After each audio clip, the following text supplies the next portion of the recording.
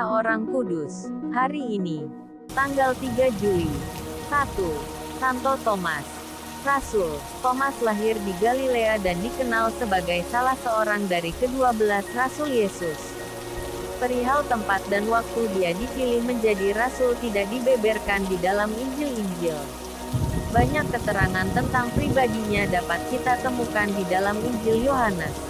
Thomas yang disebut juga Didimus artinya kembar adalah seorang nelayan pembantu.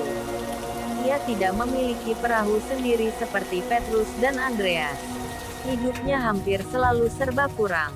Hal inilah yang membuat dia bersikap selalu hati-hati, pesimis dan cepat menyangka akan terjadi hal yang buruk atas dirinya. Banyak orang yang mempunyai gambaran yang kurang tepat tentang Thomas. Meskipun demikian, Thomas dikenal berani. Thomas hadir dalam peristiwa pembangkitan Lazarus dan perjamuan terakhir. Di antara ke-12 rasul, Thomas dikenal sebagai orang yang tidak mudah mempercayai sesuatu. Sikapnya ini terlihat dengan sangat jelas dalam kaitannya dengan peristiwa penampakan Yesus setelah kebangkitannya. Yohanes bab 20 ayat 24-29. Oleh karena itu di kalangan umat sering terdapat gambaran yang kurang baik tentang Thomas. Setiap kali namanya disebut, yang terbayang di benak mereka adalah seorang rasul yang tidak mau percaya kepada sesuatu hal yang belum disaksikannya sendiri. Ketika Yesus mendengar bahwa Lazarus meninggal dunia, ia berkeputusan untuk kembali ke Yudea. Padahal baru saja orang mau melemparinya dengan batu di daerah itu. Sesudah para rasul gagal menahan Yesus, Thomas dengan tegas mengajak, "Ayo, kita pergi juga. Biarlah kita mati bersama-sama dengan dia."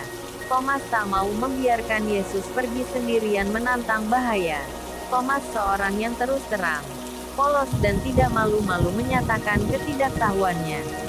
Pada perjamuan terakhir, ketika Yesus berpamitan, Thomas bertanya dengan polos, "Kami tidak tahu kemana engkau pergi.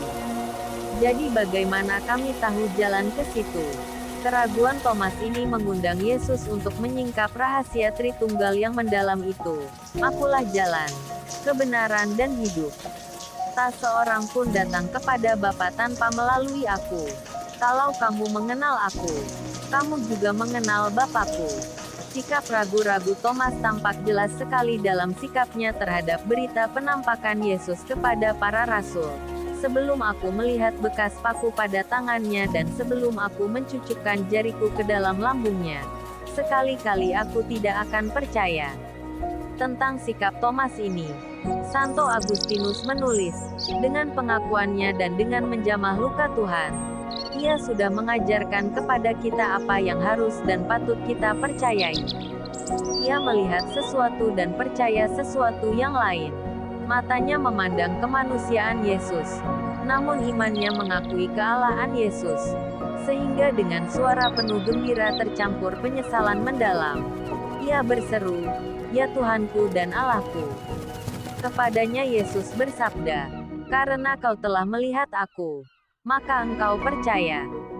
Berbahagialah mereka yang tidak melihat, namun percaya.'" Kata-kata Yesus ini masih berkumandang aktual hingga dewasa ini. Tentang karya kerasulan Thomas sesudah itu, kitab suci tak menyebutkan apa-apa lagi. Juga tidak ada sepucuk surat peninggalan Thomas yang sampai kepada kita. Menurut tradisi, yang dibeberkan Santo Ambrosius dan Hieronymus, Thomas menyebarkan kabar gembira ke arah timur dengan mengikuti jalan para pedagang, yaitu ke Syria, Armenia, Persia dan India.